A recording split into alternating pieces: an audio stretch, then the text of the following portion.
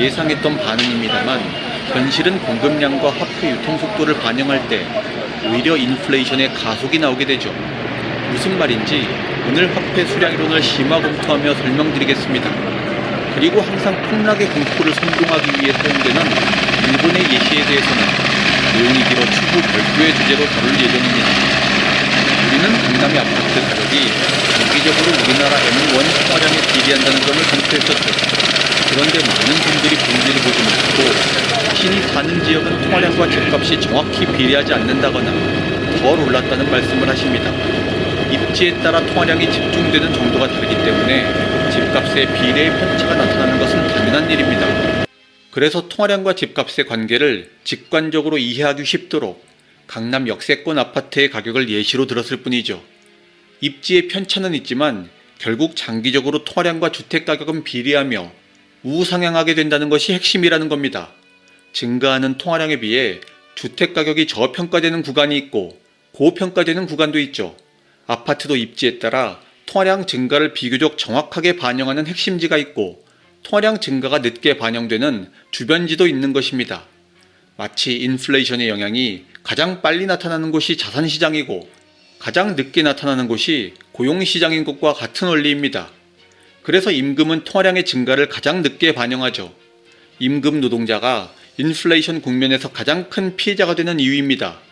그래서 본질은 통화량의 흐름이 집중되는 역세권 핵심지, 학군 핵심지, 광역시의 핵심지 아파트에 투자하는 것이 중요하다는 사실이죠. 자기가 보고 싶은 것만 보고 듣고 싶은 것만 들으면 현상의 일부만을 보고 핵심이나 본질을 놓치는 오류를 범하게 됩니다. 이른바 확증 편향이죠. 1960년 심리학자 피터 웨이스는 신념이나 믿는 바를 유지하려는 인간의 본능을 심리적 확증 편향이라고 표현했습니다. 자신의 믿음이 무너지는 것을 두려워해 반대되는 사실과 증거는 모조리 폄하하고 제거해버리죠. 이 편견을 깨고 진실을 보려는 노력을 해야 우리는 비로소 재테크에 성공할 수 있게 됩니다. 기사를 하나 보겠습니다.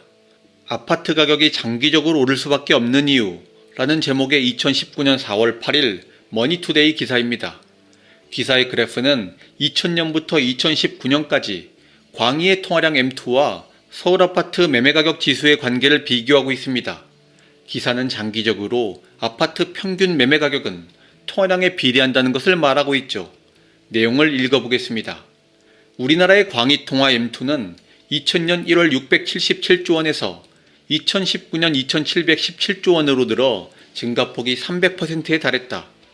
KB국민은행 자료에 따르면 서울 아파트 매매가격 지수는 2000년 1월 31.7에서 2019년 1월 100으로 19년 동안 3.15배로 껑충 뛰었다. 2000년 1월부터 2019년 1월까지 시중 통화량인 M2와 서울 아파트 가격의 연평균 상승률을 계산해봤다. 19년 동안 광의 통화는 연평균 7.6% 증가했고 서울 아파트 가격 지수는 연평균 6.2% 상승했다. 광의 통화의 증가 속도에는 못 미치지만 통화량이 증가하는 한 서울 아파트 가격도 비슷한 추세로 상승해온 사실을 알 수 있다. 아파트 공급은 통화량 증가 속도를 따라잡을 수 없기 때문에 늘어난 통화량만큼 아파트 가격은 오를 수밖에 없다. 아파트 가격 상승은 통화량 증가로 인한 자산 가격 인플레이션 현상이다. 아파트 가치는 비슷하게 유지됐지만 통화량 증가로 인해 화폐 가치가 떨어진 결과로 아파트 가격이 올랐다고 볼 수 있는 것이다. 아파트 가격이 장기적으로 오를 수밖에 없는 이유다. 우리가 지난 영상에서 통화량이 증가할 때 집값이 어떻게 상승하는지, 집값이 상승하면 화폐 가치가 어떻게 떨어지는지 다룬 내용을 그대로 설명하는 기사죠. 장기적으로 집값은 통화량 증가에 수렴하고 통화량은 계속 늘어나고 있기에 여러분은 하루라도 빨리 내 집을 마련해야 되는 겁니다. 이제 화폐 수량 이론을 더 깊이 검토해보죠. 화폐 수량 방정식 MV는 PY에서 양변을 Y로 나누면 가격 P는 Y분의 MV가 됩니다. Y는 산출량인 총 공급량, M은 통화량, V는 화폐 유통 속도라고 했죠. 우리는 지난 시간에 가격 P와 통화량 M의 관계를 살피기 위해 공급량 Y와 화폐 유통 속도 V를 고정시켰습니다. 그래서 통화량 M이 증가하면 물건의 가격 P가 상승한다는 비례관계를 도출했죠. 그렇다면 실제로 공급량 Y와 화폐 유통속도 V는 어떻게 움직이고 있을까요? 만약 공급량 Y가 줄어든다면 분모가 줄어드는 것이니 가격 P는 더 증가하겠죠. 그리고 화폐 유통속도 V는 분자이므로 V가 늘어나면 가격 P는 증가할 겁니다. 그럼 먼저 화폐 유통속도 V를 검토하겠습니다. 화폐 유통속도란 화폐가 한 사람에게서 다른 사람에게로 이동하는 빈도를 나타내는 것입니다. 우리나라 경제의 화폐 유통속도 추이를 보면 2000년 1분기 0.937에서 2020년 1분기 0.645로 화폐 유통속도 V는 20년 동안 31% 하락했음을 알 수 있습니다. 하지만 20년 동안 통화량은 얼마나 늘어났나요? 통화량 M2를 기준으로 하면 약 400%가 늘어났죠. 화폐 유통속도의 31% 감소보다 통화량의 400% 팽창이 훨씬 큽니다.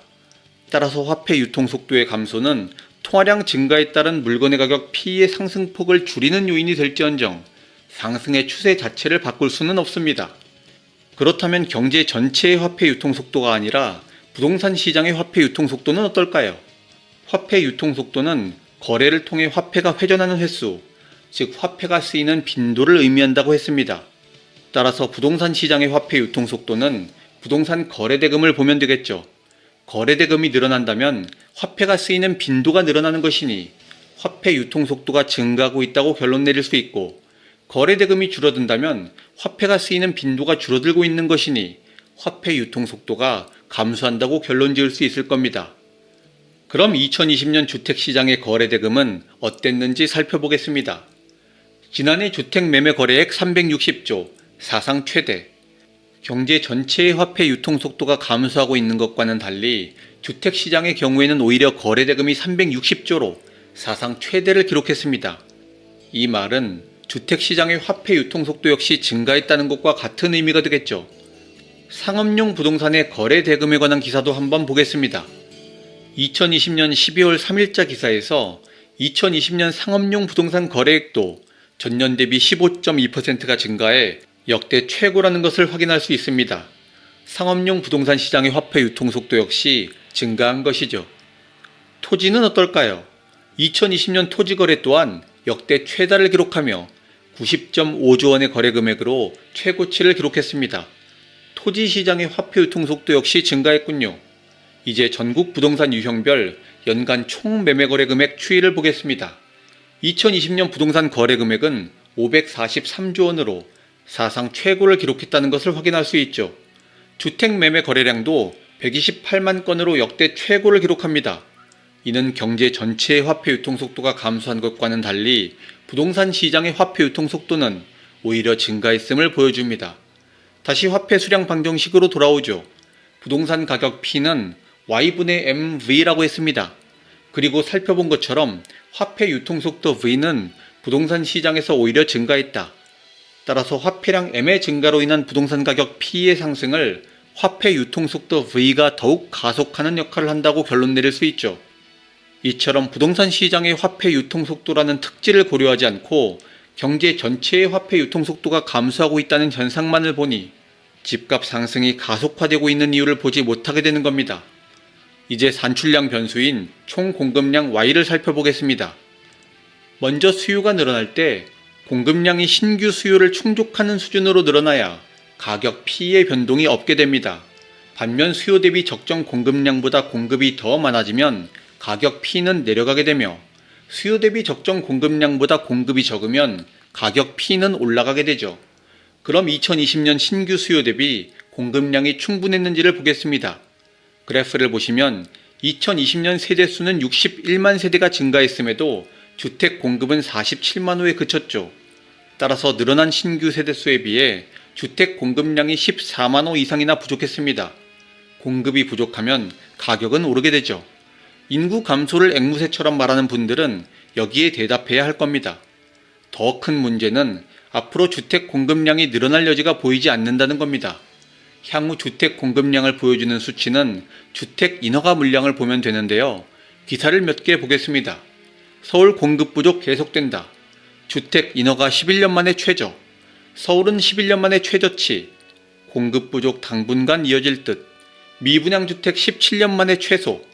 수도권 소형 가구 재고. 50만 가구 부족.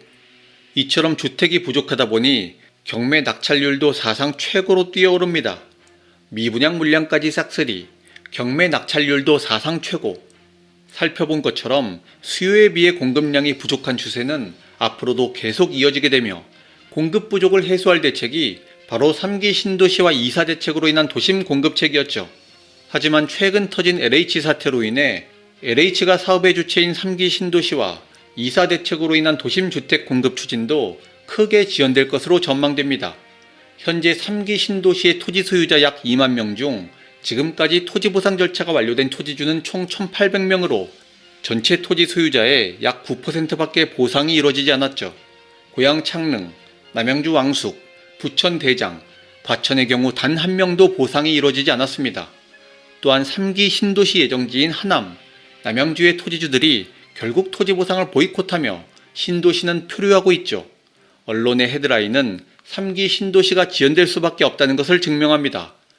외면받은 3기 신도시 첫 대토 보상, 토지 소유주들 보이콧, 이딴 보상 보이콧, 3기 신도시 머나먼 첫삽.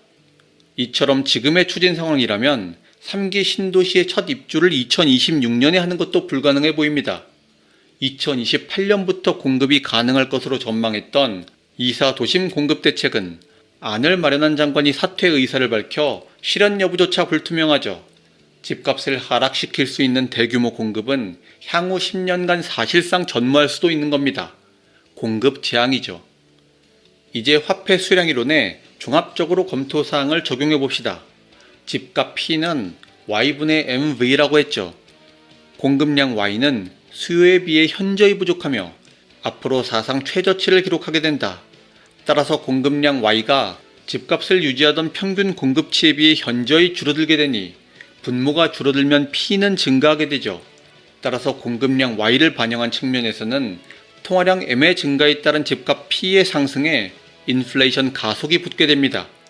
한편 화폐 유통속도 V는 부동산 시장에서 오히려 증가하고 있다는 것을 부동산 거래대금의 증가를 통해 살폈죠. V는 분자이므로 V의 증가는 P를 증가시킵니다. 따라서 화폐 유통속도 V를 반영한 측면에서도 통화량 M의 증가에 따른 집값 P의 상승에 인플레이션 가속이 붙게 됩니다. 종합적으로 통화량 M이 증가하고 부동산 시장의 화폐 유통속도 V가 증가하며 공급량 Y가 감소하며